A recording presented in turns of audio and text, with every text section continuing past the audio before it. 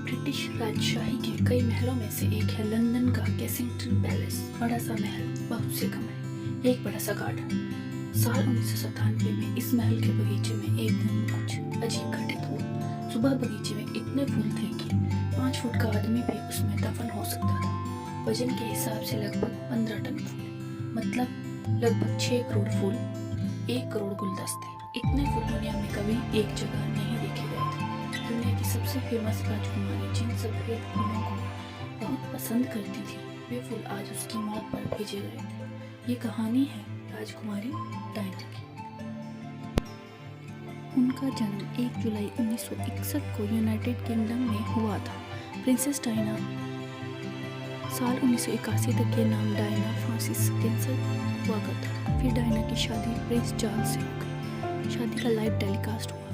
Record टूट गए क्योंकि ये शादी 750 करोड़ लोगों ने टीवी पर देखी थी। चार्ल्स राजकुमार थे ब्रिटेन के अगले राजा, लेकिन लोगों की नज़रें डायना पर थी।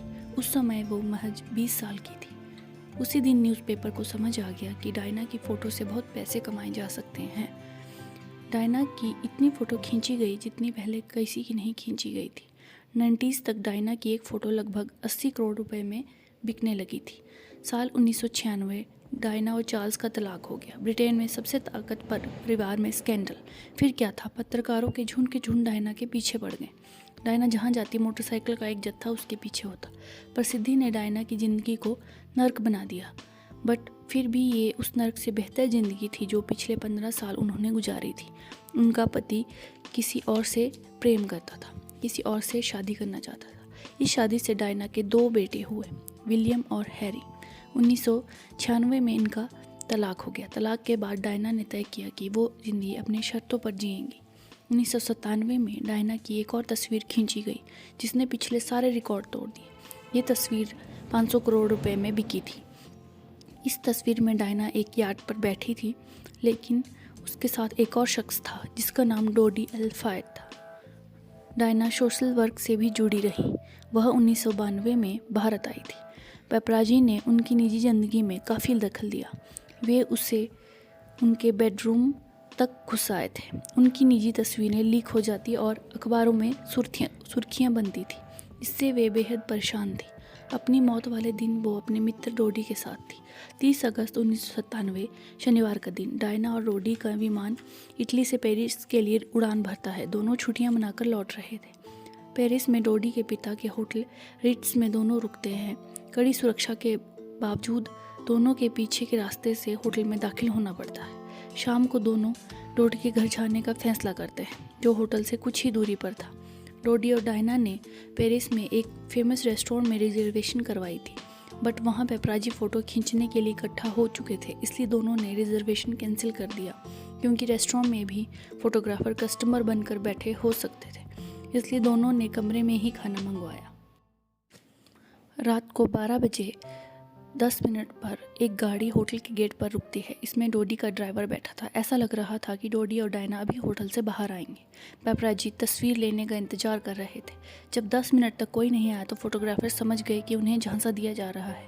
उनमें से एक को खबर मिली कि दोनों पिछले रास्ते से बाहर निकल गए हैं। सारे पेपराजी मोटरसाइकिल में सवार होकर डायना का पीछा करना शुरू कर देते हैं। 12:20 पर डोडी और डायना होटल से निकल चुके थे।